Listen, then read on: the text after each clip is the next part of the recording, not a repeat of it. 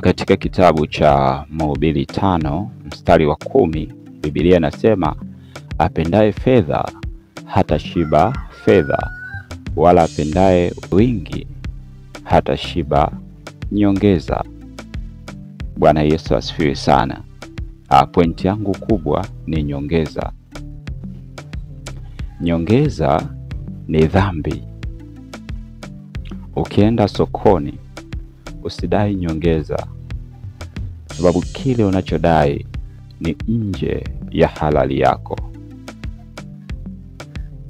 Watu wengi tunapenda sana kudai nyongeza, kana kwamba kile tulichopewa hakitustahili, ni kidogo, kwa hiyo tunahitaji kuongezewa.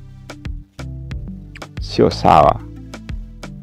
Ulichopewa ni sehemu ya halali yako.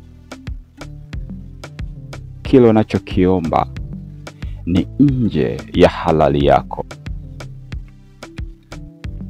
Nyongeza hufaa pale ambapo umepewa bila kuomba.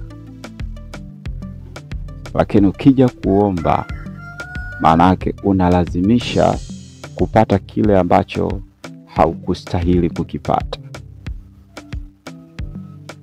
Kwa nyongeza unapoiomba, hiyo ni dhambi. Biblia inasema apendaye wingi hatoshiba nyongeza. Kwa hiyo tubadilike. Tuache kupendelea sana kuongezewa sehemu ambayo ni nje ya halali yetu.